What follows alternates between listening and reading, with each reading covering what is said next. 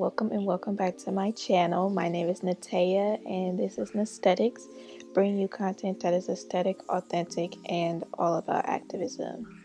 Today is a little bit of a different video. I know y'all usually see my face, but today we doing a little voiceover work, and this kind of feels like a podcast in a way, but it's not.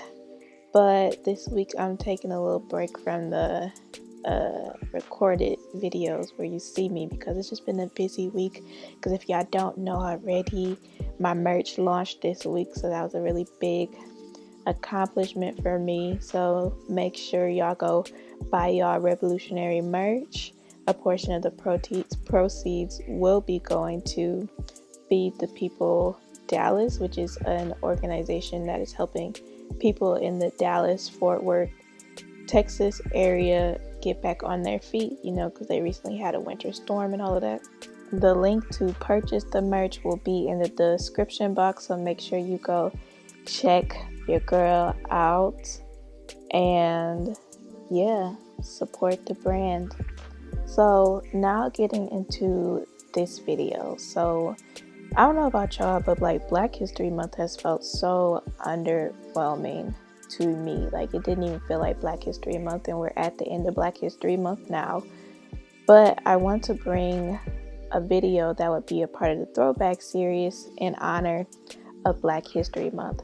So if you don't know what the throwback series is, it's a series where I break down and analyze BIPOC and Black television series, films, events, etc., and analyze and talk about the importance of them. So today we're going to be talking about Family Matters, Season 2, Episode 20, titled Fight the Good Fight, which aired in 1991. Family Matters, I love Family Matters. I've watched all 9 seasons. It aired from 1989 to 1998. It's a Black American sitcom. It's one of the few representations of Black, dark-skinned, unambiguous Black families on television, and that's something that we don't really see as much. We see families on Blackish, and Blackish is an alright show, but it's we need more representation of Black families on television. Moesha, that's a good example, and Family Matters, this is a good example as well.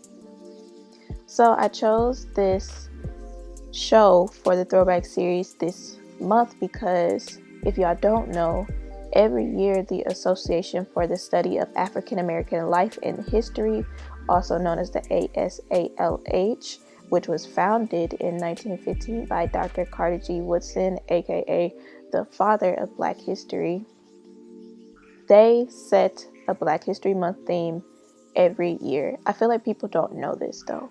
I feel like people don't know this, but I'll put the link to this association in the description box as well. But the theme for Black History Month this year is the Black family, representation, identity, and diversity. And I feel like the themes are always so timely, because last year the theme was African Americans and the vote, and then next year the theme will be Black health and wellness, which is very important because of the pandemic that we've been going through. So 2022 will definitely be a good time to talk about Black health and wellness. And then this year is a good time to talk about the Black family. So of course I want to choose a show that talked about the Black family, which is Family Matters. And also the show that I chose for this month, in this episode, it is Black History Month, and they talk about Black History Month. So it was literally perfect for the throwback series this month, okay? So let's get into the episode breakdown. So this episode is about Black History Month. In the beginning of the episode, Laura is seen reading a book on Black history facts, and she's intrigued and in awe because she didn't know all of these facts and all of these accomplishments that Black people had done. And just to remind you, this was aired in 1991. And Laura, she's one of the main characters. She's the daughter of Carl and Harriet.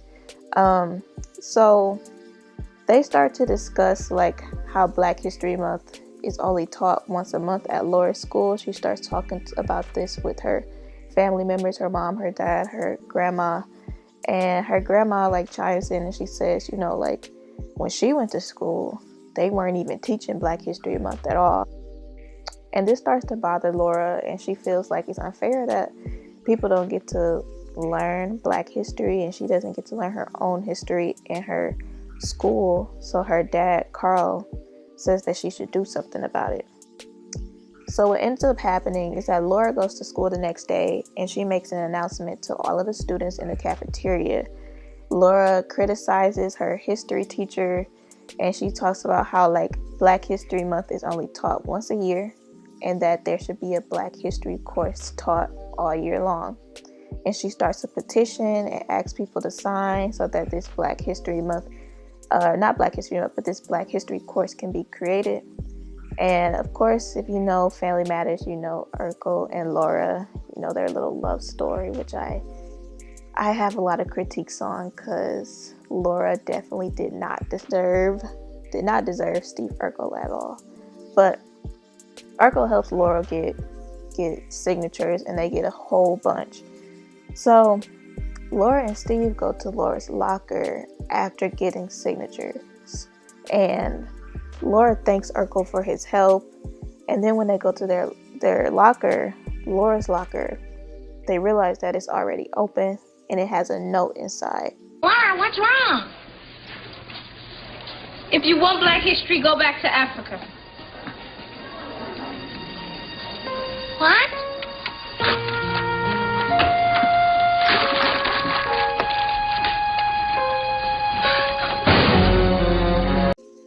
The note says, if you want Black history, go back to Africa. And then they close the locker, and the N-word, hard R, is written on her locker. I find it interesting that 30 years later, this same stuff is still happening. Because when I was in college and I graduated last year in 2020, stuff like this was still happening at our school. We would see the N-word, hard R, or even just the, regular N-word with the A on like different parts of property and buildings at our school, like residence halls, bathrooms, anywhere, and that's embarrassing, especially like if incoming students or potential students like come for a tour and they see that on the buildings. Like I remember a time when I was at in undergrad that there were multiple times when we saw the N-word. This stuff is still happening. Even notes like that too, I believe we're seeing as well, especially like after Donald Trump got elected in 2016. Like a lot of college campuses, they experienced a lot of hatred and racism, homophobia, all of that stuff after Trump was elected, because racists just felt like they could do whatever, okay? They was out here. So I find it interesting how stuff like this is still happening today, and it's a shame. It's a shame.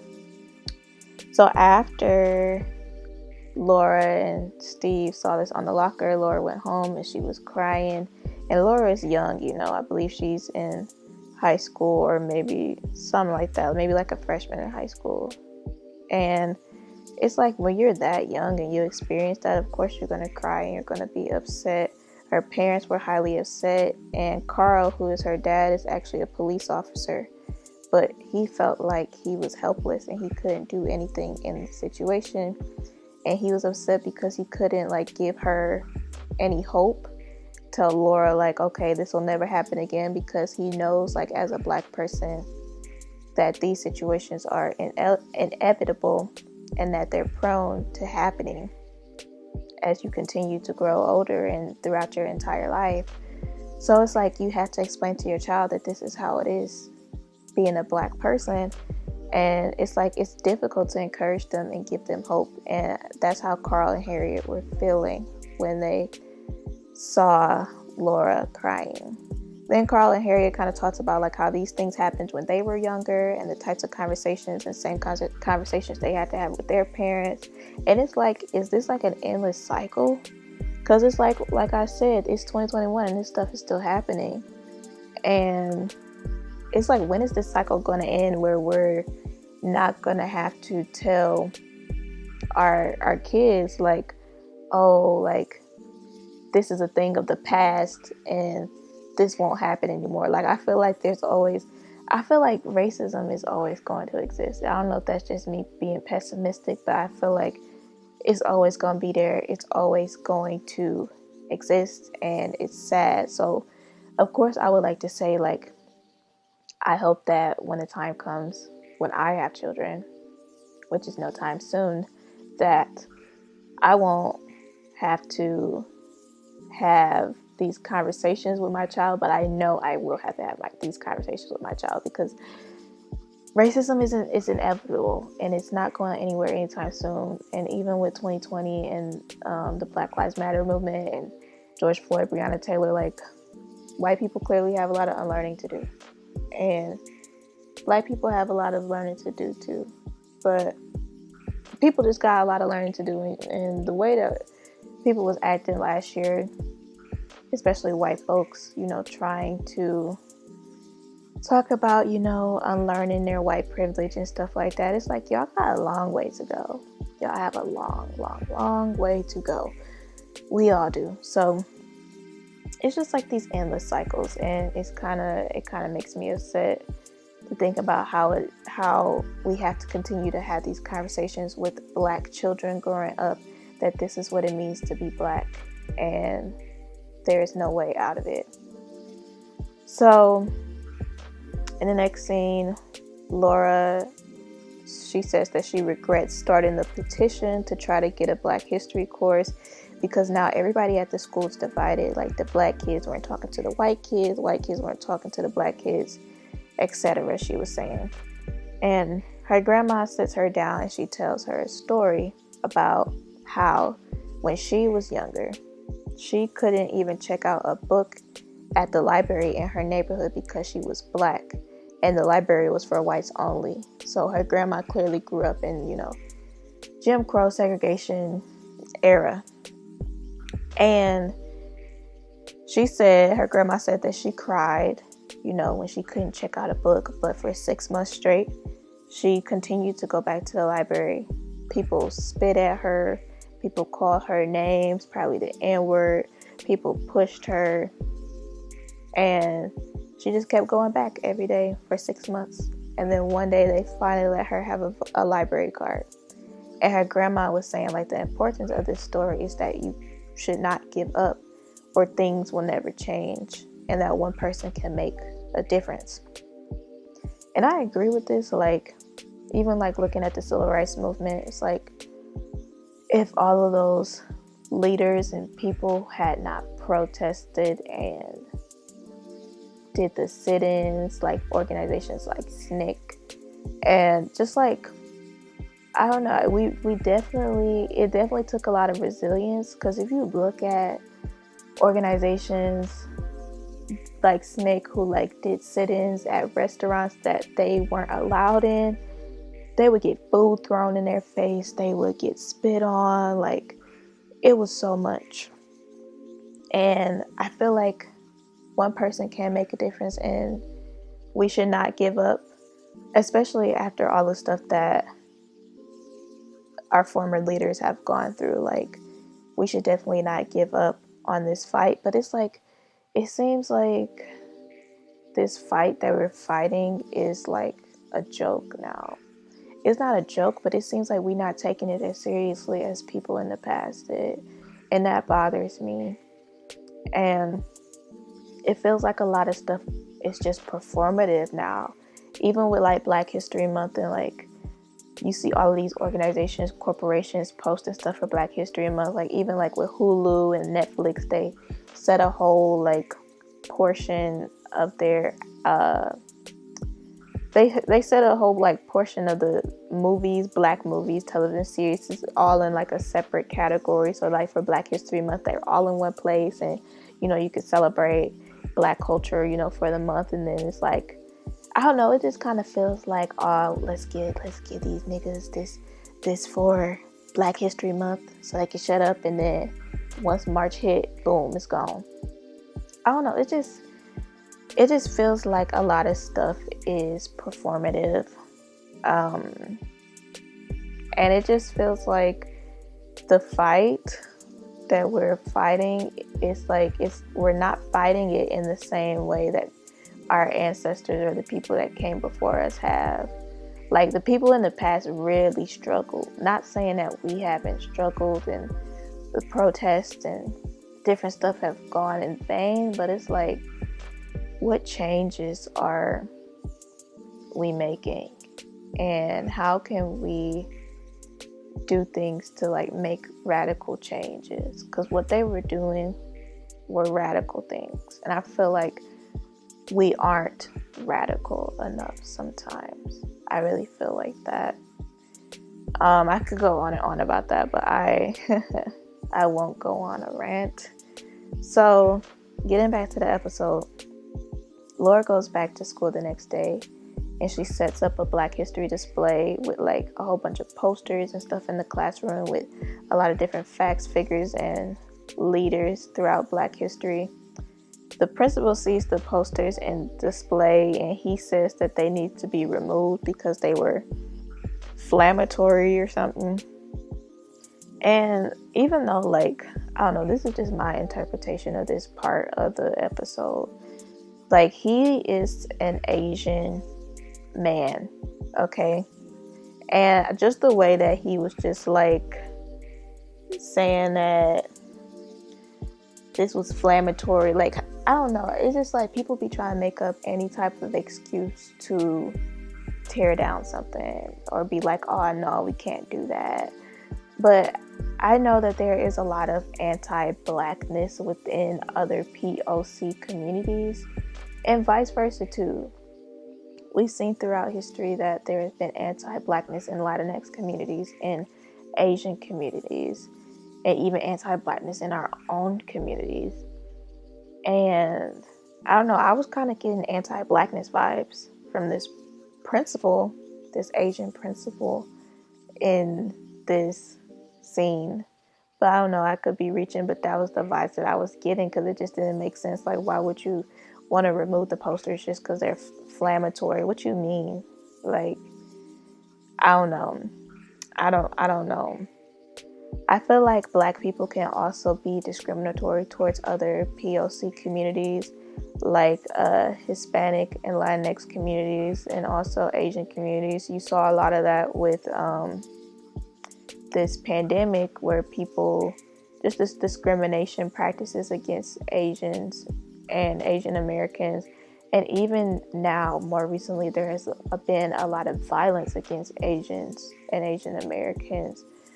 And I feel like sometimes Black people, because we are oppressed, like, we feel like, I don't know, sometimes it's like an oppression Olympics, like we trying to prove who is the most oppressed. So it's like, if another group is going through something, if a Latinx group is going through something, or the Asian community going through something, Black people be like, well, we went through this and we got it worse. And it's like, that's not the point. It's like, this is not the oppression Olympics. So I feel like the anti-Blackness and the anti, all of that, it goes both ways between Black communities and other POC communities. So that's definitely something that we all need to work on as a collective. Now back to the scene. So the students come in and they see the posters, and the posters start bringing the class together. And remember, Laura said earlier that like the school and the people were divided, but like them seeing all of these facts and history and stuff brought them together. And then all of a sudden the principal changed his mind about taking them down. But then like he was still hesitant about the idea of adding a Black history course. But then in the end, like, he invited Laura to the next committee meeting for the school board to talk about adding the Black history course. So I don't know. Like I said, I got a little anti-Blackness vibes from him, but I really don't know. That was just my interpretation. And then the episode fast forwards to 1 month later. And 1 month later, Laura attends the committee meeting to talk about the Black History Month course. and she comes home and she's feeling positive after the meeting. She's feeling hopeful about getting the Black History class and all of that. And in the end, she like thanks her grandma because like her telling her to keep going and that one person can make a difference really inspired her to keep going on getting this Black History course at her school. And then that's how the episode ends. So overall, I feel like I really like this episode, and I think I remember hearing or seeing that like this episode wasn't really played on television that much, just because I don't think I've ever seen an episode on television where it has the N-word hard R like written, you know? I've never seen anything like that, so I really commend Family Matters for doing that and like the realness of this episode. Like I appreciate that and I commend them for that. But I really like this episode overall, and I really like the message. And I think that from now on, I want to start adding action items to the end of my episodes. Or not the end of my episodes, the end of my videos. See, I'm acting like this is a podcast. This ain't a podcast. But I got this idea from reading a blog post by The Colorful Philosophy by Elena Arrington. And I will leave her blog in the description too. But like just seeing her work and seeing how she like puts action items at the end of her blog posts and a lot of her like social media posts, like the stuff that she brings awareness to. She doesn't just bring awareness to it, but she actually put action items. So it's like, okay, we talking about this, but what we gonna do about it? So I want to do these action items because like in the beginning, I talk about how aesthetics is aesthetic, authentic, and all about activism. So activism is acting on things, and that's action items. So I think I want to start adding action items at the end of each video and give everyone action items in regard to the topic that I just discussed. So action items for this video. 1 is to continue to fight what you believe in, and whatever cause, whether it's homelessness, whether it's racism, whether it's homophobia. It can be we can get pessimistic sometimes because we feel hopeless, but like this episode said, one person can make a difference. So however you want to make a difference within those causes, do that, even if you don't have anybody to really back you up or you feel like you're not getting the support that you want. Do it on your own. Walk alone, because at the end of the day, one person can make a difference, and you can do bad all by yourself, okay? So that's the first action item.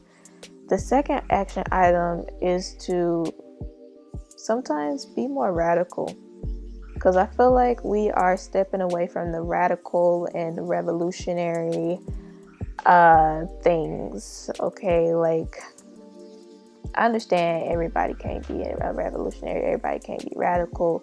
That's not who we are meant to be.